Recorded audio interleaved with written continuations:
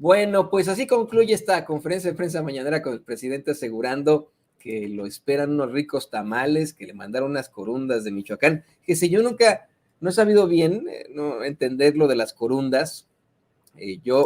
Esto es muy raro, pero llegué a conocer las corundas hasta que viví en Chicago, donde hay una gran comunidad de Guerrero, y ahí en muchas partes, en muchos restaurantes mexicanos, tienen corundas. Yo siempre preguntaba, bueno, ¿qué es esto de las corundas? Un tamal distinto que a veces lleva una especie de salsa. Usted, si es de Guerrero, me lo va a decir, pero el presidente dijo que le mandaron unas corundas de Michoacán, y lo más interesante de todo es que pues comenta que hoy en el Día de la Candelaria, que pues es cuando los mexicanos celebramos esa tradición al obligar a la persona al que le salió el niño Dios en la rosca a comprar los tamales de todos.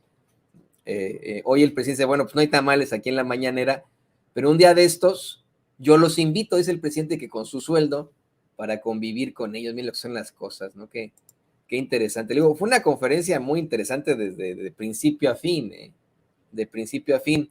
No le vayan a cortar todavía, compañeros. ¿Qué les parece que para darle panorama a todo lo que ocurrió en la conferencia de prensa mañanera, ponemos el video que establece el presidente López Obrador en su mañanera para exhibir el testimonio de lo que ocurre ayer en pues en el juicio de Genaro García Luna?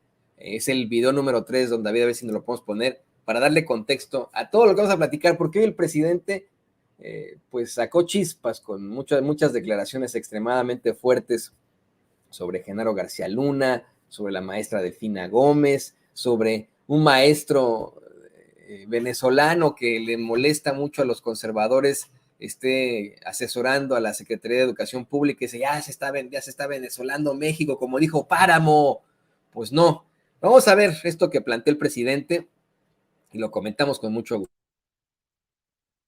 Contra Genaro García Luna en la Corte del Distrito Este de Brooklyn, Nueva York. La audiencia comenzó con el contrainterrogatorio al testigo protegido Israel Ávila, contador de los hermanos Pineda. El abogado Julián Middle enfrentó dificultades para obtener respuestas concretas del testigo. El juez Brian Coogan incluso tuvo que intervenir y pedir a Ávila que se limitara a responder con un sí o un no. Ávila afirmó no conocer personalmente a Genaro García Luna y aceptó que nunca vio su nombre completo en los libros de contabilidad del cártel de Sinaloa, únicamente sus apodos, el Metralleta y el Tartamudo. Florian Middle buscó descalificar las declaraciones de Ávila, afirmando que no tenía caso sobornar a personas que ya habían dejado su puesto en el gobierno, en referencia al cambio de administración en 2012. Sin embargo, Ávila respondió que eso dependía, pues aunque no fueran ya funcionarios, mantenían sus contactos que les podían ser útiles al cártel. Tras esta declaración, la Fiscalía interpuso una objeción para readmitir las primeras declaraciones de Ávila, quien relató haber confesado en 2016 sobre sobornos a García Luna. Fiscales y defensores hablaron en privado con el juez Brian Coogan y llegaron a acuerdos que no fueron revelados. El abogado defensor nunca preguntó a Israel Ávila sobre la identidad del periodista del que habló la audiencia anterior. El sexto testigo cooperante llamado por la Fiscalía fue Harold Mauricio Boveda Ortega, el Conejo. Boveda, originario de Colombia, declaró que trabajaba como un enlace entre los grandes narcos colombianos y los grandes narcos de México. El testigo declaró haber formado una relación de negocios con el Mayo Zambada desde el año 2000, transportando cargamentos de 100 y 200 kilos de cocaína a través de las lanchas rápidas que llegaban a las costas del Pacífico mexicano desde Huatulco, en Oaxaca, hasta Ixtapas y Guatanejo, en el estado de Guerrero. El Conejo dijo que operaba entre Colombia y México y en una ocasión le pidió ayuda a El Mayo para volver a su país sin exponerse a las autoridades mexicanas, por lo que este contactó a su hermano Jesús, el rey Zambada, y le encargó que lo despachara para Colombia. Boveda relató que el rey lo llevaba al aeropuerto internacional de la Ciudad de México y lo puso en manos de 2 policías que lo escoltaron hasta el avión sin necesidad de que pasara por migración. El Conejo declaró que cuando inició una guerra en Colombia entre los narcos Wilber Varela y Diego Montoya, él temía por su vida, por lo que le pidió a su socio El Mayo que lo apoyara para regresar a México. A su vuelta, conoció a Arturo Beltrán Leiva. Cuando le mostraron al testigo una foto de quien fue líder de los Beltrán Leiva en los monitores de la sala donde se llevaba a cabo el juicio, el Conejo lo llamó mi tío Arturo Beltrán Leiva, afirmando que la suya era una relación de padre e hijo.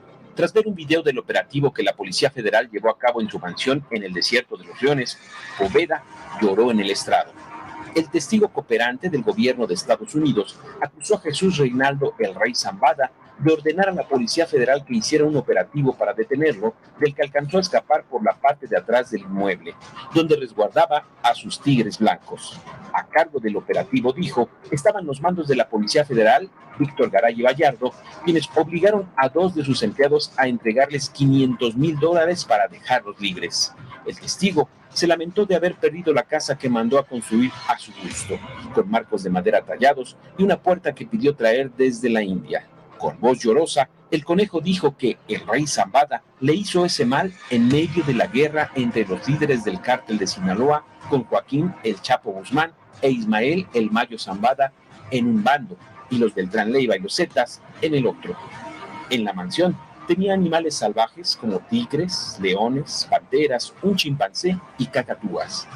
El Conejo afirmó que tras la detención del Rey Zambada, miembros del cártel de Sinaloa le pidieron miles de dólares para pagar a medios con el fin de que dieran la noticia de su arresto y la policía no pudiera liberarlo. El abogado defensor César de Castro inició el contrainterrogatorio de Poveda Ortega, pero este fue detenido por cuestiones de tiempo y continuará mañana.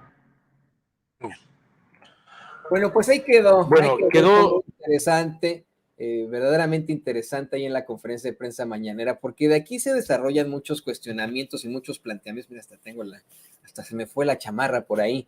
Hace mucho frío aquí en Kansas City. Pero así se establecieron muchos planteamientos interesantes en la conferencia de prensa mañanera y me llamó mucho la atención la participación. De hecho, le pido